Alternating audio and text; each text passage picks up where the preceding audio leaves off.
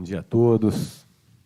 Primeiramente, agradecendo aos presentes fisicamente, virtualmente, aos organizadores, em especial ao José Maurício, profissional que há muito tempo trabalhamos juntos, ainda trabalhamos, né? De vez em quando ainda tem um trabalhinho que nós executamos junto, com certeza, e aos palestrantes também, dando esse brilho especial aí ao evento.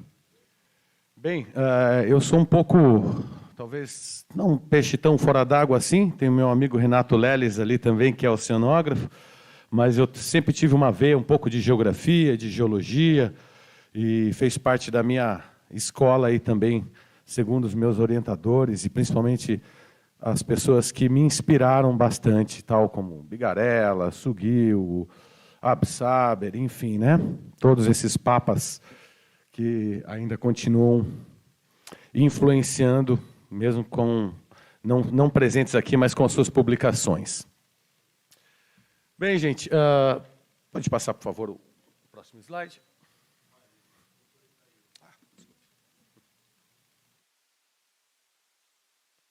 Bem, gente, então, minha formação é um pouco diversa, como vocês falaram, e eu comecei um pouco, só para vocês terem uma ideia, eu comecei um pouco a mexer com o SIG em 95, 94 para 95. Então, ainda era DOS, né, era uma coisa uma interface nada amigável, e imagem de satélite, quando a gente conseguia uma, era impresso numa A0, e nós fazíamos a interpretação de uso do solo com poliéster em cima, canetinha e etc. Então, desse tempo para cá, a evolução tecnológica que teve foi muito interessante, e nós tivemos um ganho muito grande, e principalmente o aumento dessa potencialidade do sistema de informação geográfica, que hoje eu diria não é uma caixa de ferramentas, ele é um quarto de ferramentas, ele é um galpão de ferramentas, né? Com toda essa amplitude de ferramentas disponibilizadas de graça, né? Desde softwares a imagens, material, que esse material do IND também, né? Como a Carolina já colocou por aqui, até mesmo nessa parte de desenvolvimento de ferramentas, tecnologias, extensões, formas de obter dado e formas de tratar o dado. E agora eu vou falar um pouco mais sobre essa interface. Né? Essa interface que eu começo, então, com a Magnitude Mari, uma empresa que eu fundei em 2009, quando eu estava largando um pouco a minha carreira acadêmica, e começando, então, com a parte de consultoria, principalmente para serviço público e, claro, também para o setor privado. E tem foi um desafio para mim fazendo oceanografia e, ao mesmo tempo, bastante interessado por essa questão espacial. E, ao longo desse tempo, a potencialidade que essa questão espacial pode... Enfim, o que você pode fazer com ela, basicamente, hoje em dia não tem mais limite. Apenas a sua mente que vai dizer o que você pode trabalhar, e as ferramentas vão estar no sistema de informação geográfica. E um pouco desse desafio se deu porque tudo que existia em sistema de informação geográfica, em SIG, digamos tudo não, mas no mínimo 95%, quando eu comecei, é feito em terra. Em terra nós temos uma característica que os limites são fixos, geralmente, né? Ou, pelo menos, a dinâmica de mudança desses limites, para você traçar um polígono, por exemplo, eles têm uma dinâmica mais lenta em relação ao oceano, onde você tem uma linha de costa que muda a cada segundo, a cada minuto, a cada dia, a cada mês, enfim, você tem uma dinâmica espacial muito mais avançada. Então, os limites para ser tratado na costa e principalmente no mar, eles acabam sendo variantes, né? Os shifting boundaries. Então, é necessário reconhecer isso para quando começar a trabalhar com o SIG costeiro e marinho. E a outra questão também seria a parte da tridimensionalidade da coluna d'água, né, quando estamos trabalhando no mar, e até, por que não dizer, a quadridimensionalidade ao envolvermos o tempo aí que está correndo de forma mais dinâmica, como eu havia colocado. Então, sempre foi um desafio traçar limites, fazer polígonos, fazer linha no meio do mar, ou mesmo na linha de costa. E isso sempre exigiu, não só para você gerar esse dado, mas principalmente como você vai interpretar, que vai ser um pouco diferente aí para quem está trabalhando em terras emersas, né? Então, isso também surgiu por essa demanda de trabalhar de uma forma, então, um pouco diferente do GIS, no GIS, né? Como você traçar esse limite, como você considerar ele, como você considerar camadas, que, na verdade, elas têm um tempo de existência muito menor. E foi uma oportunidade muito grande que eu tive para trabalhar isso nos laboratórios de gestão costeira integrada da Univale, depois no meu mestrado aqui na UFSC, no próprio doutorado na URGS, como eu trabalhei no gerenciamento costeiro estadual durante algum tempo e prestando serviço para o gerenciamento costeiro marinho e nacional durante mais algum período aí na minha vida. Bem, então, objetivamente, 4 áreas maiores eu acabei trabalhando ao longo desses 23 anos como profissional. Geomorfologia costeira, geologia marinha, gerenciamento costeiro ou gestão costeira e o planejamento espacial marinho, que principalmente na última década, onde ficou um pouco mais... essa abordagem ficou um pouco mais usual, principalmente devido às demandas de planejamento, de zoneamento dentro do mar.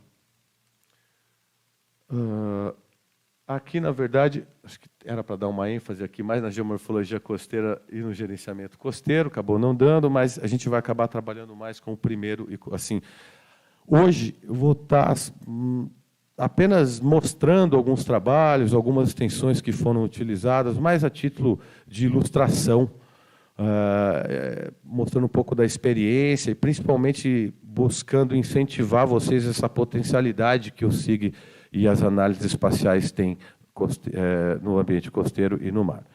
Então, ficaremos ali mais ou menos com geomorfologia costeira, geologia marinha e gerenciamento costeiro, gestão costeira. Bem, dentro da geomorfologia costeira, nós temos aí pelo menos 4 pontos, né, a serem explorados, que eu tive a oportunidade de ter essa experiência, que foi a variação de linha de costa, utilizando uma excelente ferramenta, há mais de 15 anos já disponibilizada gratuitamente pelo Serviço Geológico dos Estados Unidos, que é o DSAS, é o Digital Shoreline Analysis System. Além dele, vemos que hoje em dia, e sempre foi um desafio, principalmente para trabalhar na área de oceanografia, é fazer essa interação do SIG com a modelagem hidrodinâmica, que dá uma oportunidade muito interessante, principalmente para o planejamento e para o gerenciamento costeiro ou espacial.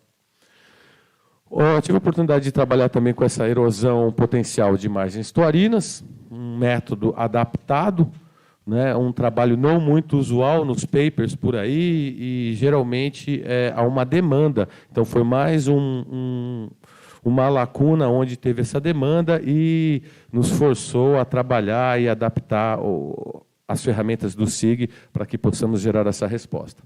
E já tradicionalmente, mapeamento de feições e sedimentos quaternários, né, bastante utilizado. José Maurício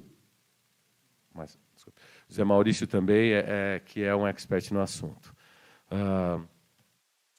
E agora um pouco de mapeamento de feições submarinas, que a gente vai mostrar um pouco aqui. Então, primeiramente, nessa questão de variação de linha de costa, com essa ferramenta de SAS, né, só para nível de ilustração, como ela funciona, eu vou estar mostrando de uma forma mais corrida aqui, sem entrar em muitos detalhes, mas, basicamente, ele funciona com transectos, perfis ao longo da costa e uma série de linhas de costa temporais, onde a gente vai analisar como é que foi essa movimentação. E essa extensão, já disponível e com interface para o ArcGIS, se eu não me engano, para o QGIS também, ela possibilita aí nós fazermos temos diversas saídas em termos de taxas anuais de variação da linha de costa, né, e o quanto que essa linha de costa teve de mobilidade. Então, para a questão para analisar erosão costeira e mesmo progradação, como veremos aqui em alguns exemplos. As saídas, ele tem tipos de saídas diferentes, como o endpoint rate, que seria somente medindo as distâncias dividido pelo tempo, uma forma mais linear, mas nós temos também umas formas um pouco mais ponderadas, como a regressão linear, essa extensão possibilita essa saída também, e inclusive uma regressão linear ponderada, onde considera a imprecisão das imagens mais antigas. Principalmente quem conhece, e grande parte de vocês devem trabalhar aí com as imagens de 1938, com as imagens de 1957, e sabem que, por melhor que seja o referenciamento, elas contêm uma imprecisão nata nelas. Então, nós temos também, além disso tudo, a mobilidade. Então, para isso, a regressão ponderada ela acaba sendo bastante interessante para você ter resultados mais robustos.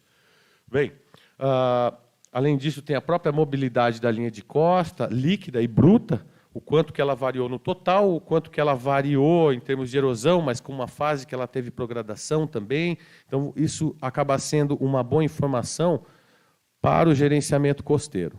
Ver o quanto que realmente você pode determinar de recuo em termos de variação bruta ou mesmo em variação líquida do que ela pode estar ocasionando. Então, aqui o exemplo de um trabalho feito na Praia dos Ingleses, com uma variação negativa, diferentes taxas de variação anual, né? E aqui uns outros exemplos de como isso é feito, aqui já na Foz do Rio Tijucas, onde você estabelece uma linha de base, a partir dessa linha de base são gerados perfis perpendiculares, os quais vão realizar essa medida na linha de costa, segundo essa intersecção.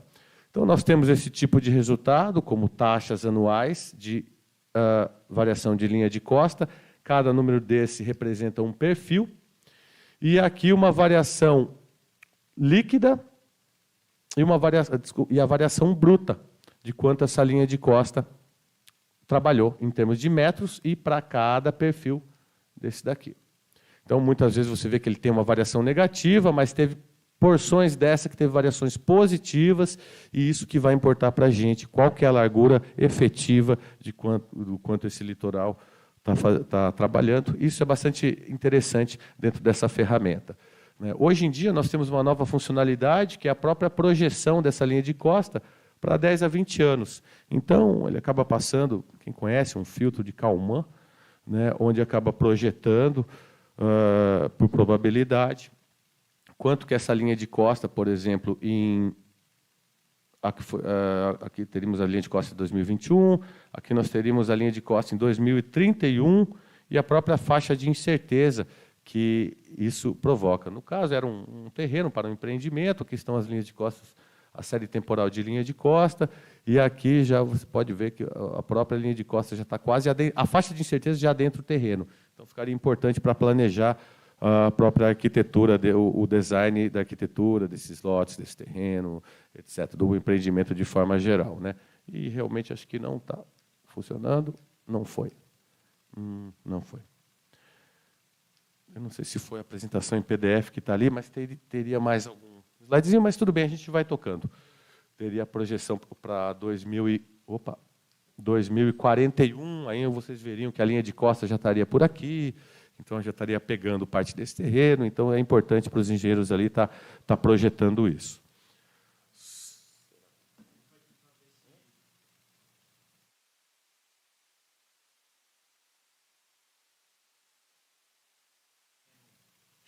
Sem problemas.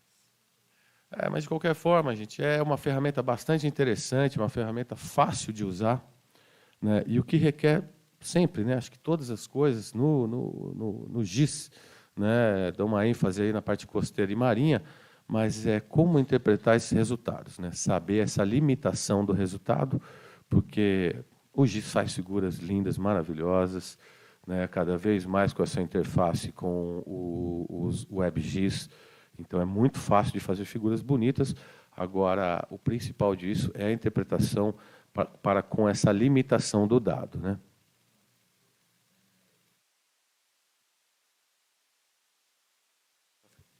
Não está ali? Acho que eu até tinha colocado aí. Eu baixei em PPT também. É só botar em PPT, porque eu achei que não iria ter, mas não tem problema. Fala para eles passarem na próxima aqui. Ah, tá bom. Pode ser. Isso, está em PPT mesmo? Beleza.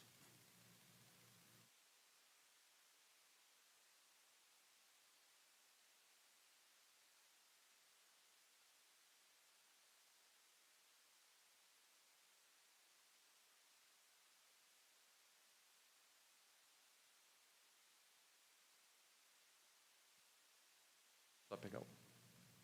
Vou esperar.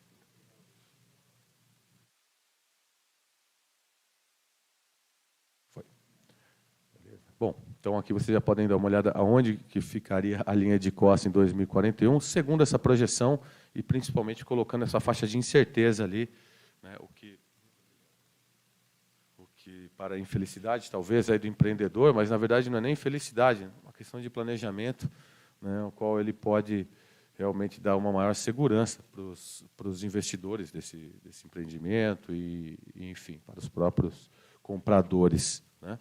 Bem, passando então para o próximo item, a erosão potencial de margens estuarinas, né, foi uma adaptação de Rosgen, ele está fazendo esse trabalho para rios apenas e não estuários, mas a gente adaptou principalmente tendo uma interface com modelagem hidrodinâmica.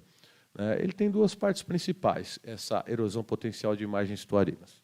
Ele tem uma estimativa da suscetibilidade da margem, ou seja, uma coisa que a gente pode colocar fazendo uma interpretação de uso do solo, derivação dos modelos digitais de terreno, e depois tem uma segunda parte, que é a determinação do estresse e cisalhamento próximo aos bancos flúvio-estuarinos, que aí a gente pegaria o dado, a princípio, de modelagem hidrodinâmica, velocidade de fluxo, principalmente, né? Escolhemos cenários a partir disso, cenários com marés mais altas, marés mais vazante mais baixas, cenário com maré vazante e vazão máxima, principalmente para a gente simular cenários de possível erosão de margem estuarina. Para que esse trabalho ele acaba sendo bastante interessante? Para a instalação de ETs, né? Para a instalação de ETs em rios costeiros, onde você vai ter o aumento da vazão e, com isso, você pode provocar erosão de margens estuarinas, né?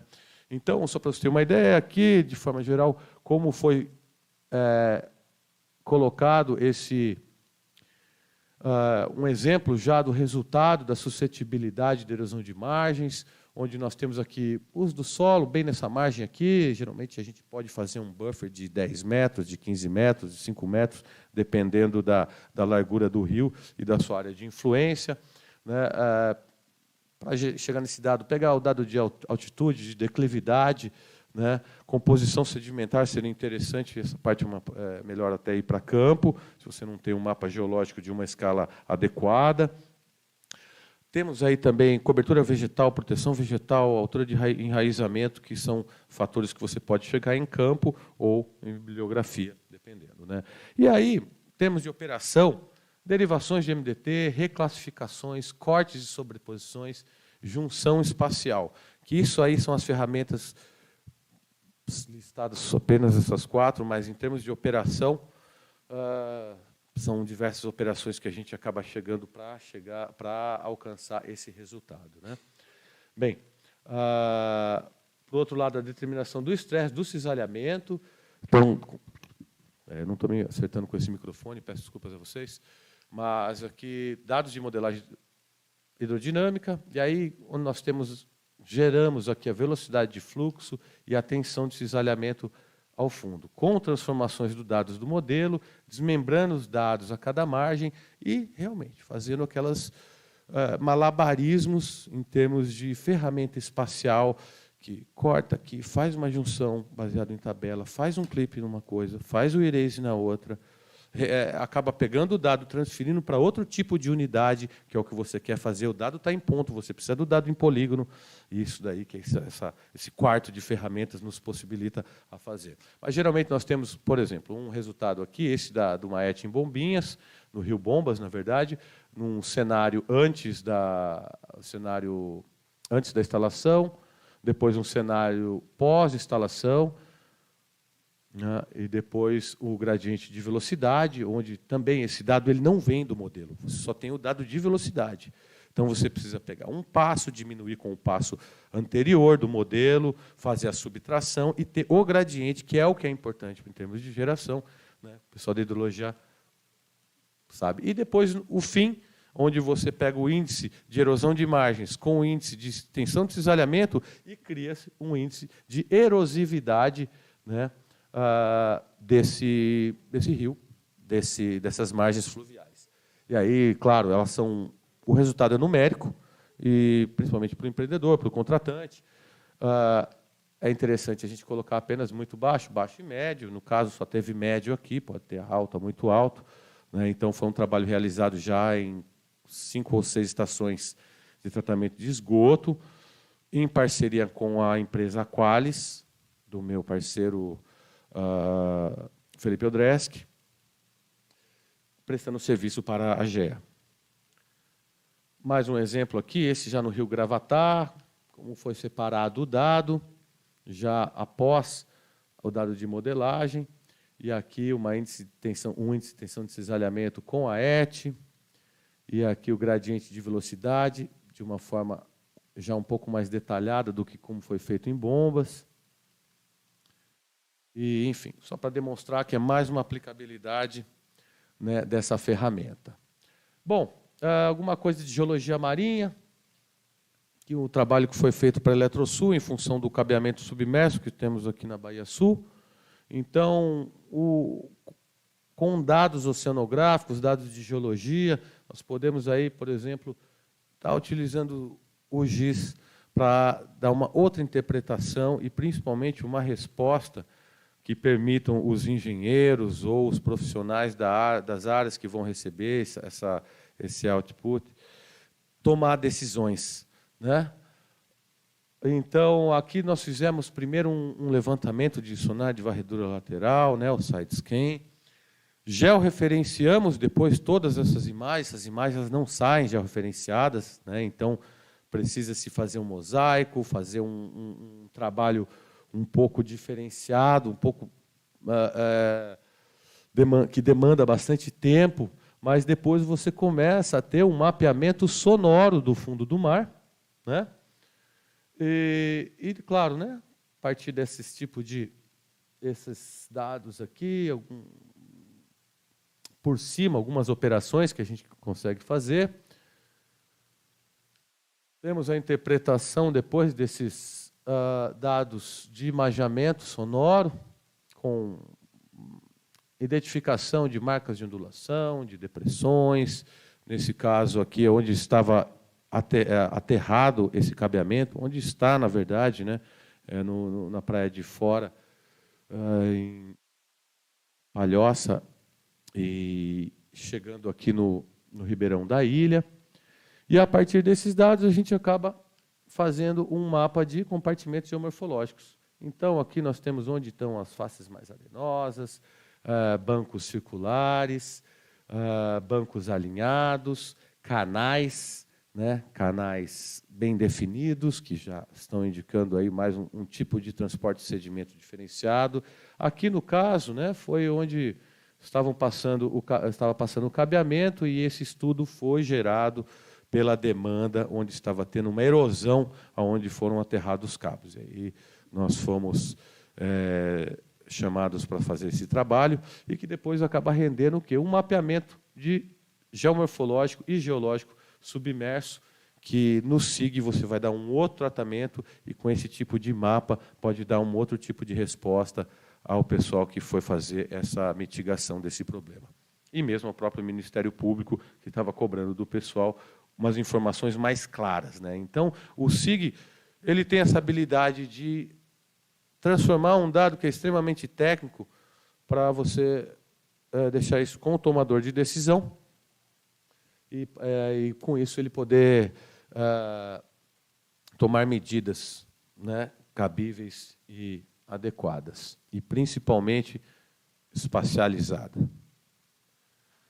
Bem, agora entrando um pouquinho na parte de gestão costeira e marinha, né? Então nós temos aí o principal, o começo era o desafio de espacializar realmente aquele dado. Utilizando já o SIG, principalmente no mar, nós temos já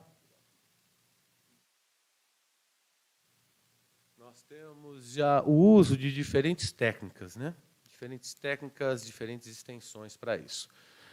Utilizando bastante estatística parcial e, ao final, a gente quer a criação de zonas ou unidades dentro desse contexto aqui. A gente quer espacializar e compartimentar para o tomador de decisão poder realmente efetivar o que é necessário.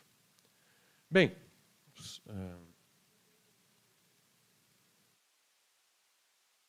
então, desde a parte mais básica, tranquila, que é a espacialização, nesse caso, dados de cetáceos aqui, né? Número de filhotes avistados, número de observações. Geralmente, a gente começa fazendo uma grade.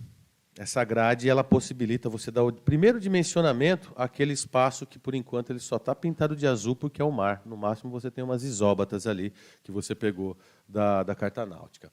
A partir dali, você começa a caracterizar mais esses espaços com o tema que você quer. Nesse caso aqui, foi o número de filhotes em 2019, tem toda uma série temporal que nós fizemos com diversos mapas, e aí podemos chegar numa regionalização de dados e aí uma futura compartimentação realmente para tomar medidas cabíveis. Aqui mais um exemplo, usando estatística espacial, avistagens no modo binário, a princípio, para ver onde estão as lacunas espaciais, né, do dado em si.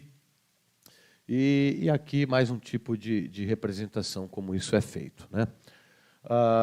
No caso de pesca, a mesma coisa, começando com grade, parece uma batalha naval isso daqui, né? Mas realmente esses códigos foram bastante importantes, foi um trabalho que foi prestado juntamente com a Soma, para Queiroz Galvão, e principalmente para determinar áreas com maior produção. Então, aqui, dados de esforço de pesca, depois dados de concentração de áreas de pesca, e para se chegar, ao final, a uma regionalização desses dados.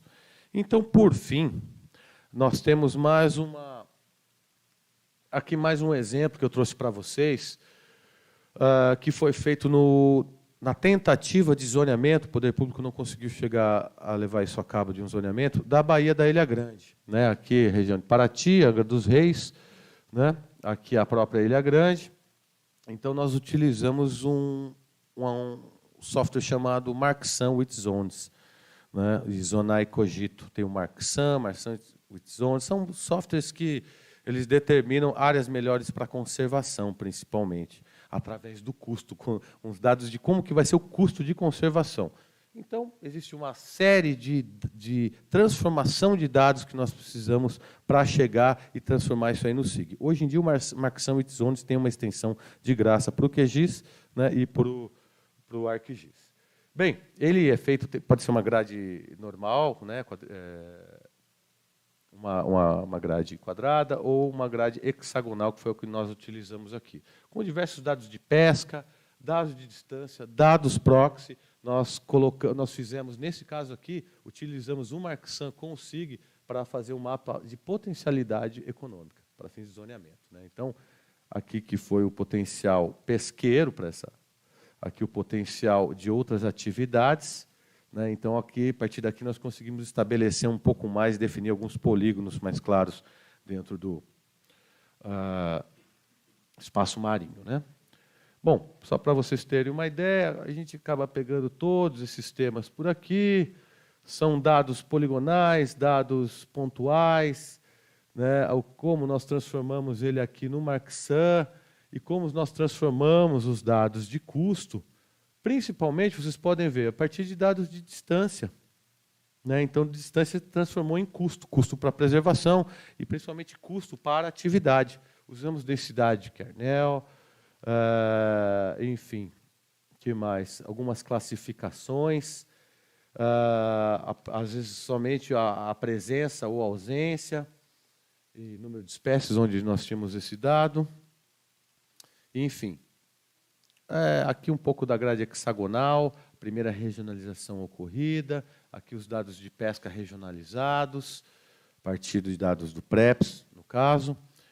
Né? E, só para você ter uma ideia, tudo isso vai àquele fluxograma, né? Criação de grade hexagonal, como é que a gente trabalhou isso com os arquivos, eu não vou ficar lendo isso agora, mas só para a gente demonstrar que tudo isso vai através de diversos passos e que quem possibilita esses passos são os sistemas de informação geográfica.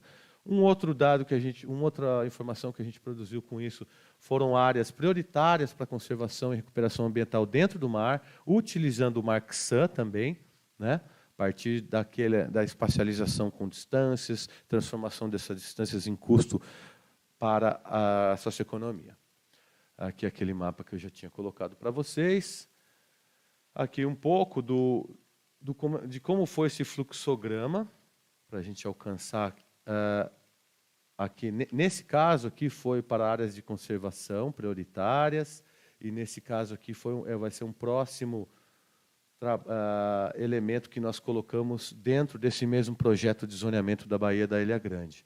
Então, você vê, a gente trabalha bastante com estatística, função de probabilidade, espacialização, até mesmo estandarização com dados de permanência a partir de lógica fuse, e, enfim, e vamos até, nesse caso aqui, nós chegamos na vulnerabilidade natural. E nesse fluxograma aqui, nós chegamos nesse mapa passado aqui. Bem, então, a partir daí, nós construímos mapas de conflitos, e nós construímos mapas de sensibilidade da parte marinha, mapas de nível de perigo, aqui umas rotas mais correntes, e aqui os impactos cumulativos a partir desse fluxograma, uso de MarcSAN e uso de diversas técnicas de estatística espacial. Desculpe, talvez um pouco corrido, a minha intenção não era explicar muito, e sim dar mais um exemplo de como o SIG pode funcionar muito bem na parte marinha, na parte costeira, só que ele não é tão famoso, digamos assim, né, por ele exigir um pouquinho mais de cuidados ao tracejar limites, ao delimitar polígonos, zonas e áreas, né, que nós devemos fazer. Então, agradeço a atenção de vocês, peço desculpas um pouco por alguns problemas que tiveram em termos dos slides, não pelo pessoal aqui, mas na minha montagem dos slides mesmo, que não está de uma forma didática, mas realmente meu objetivo, primeiramente, era só fazer uma amostra de trabalhos, né, do que a gente vem fazendo aqui na Magnitude Mar e eu profissionalmente nesses meus 23 anos. Muito obrigado.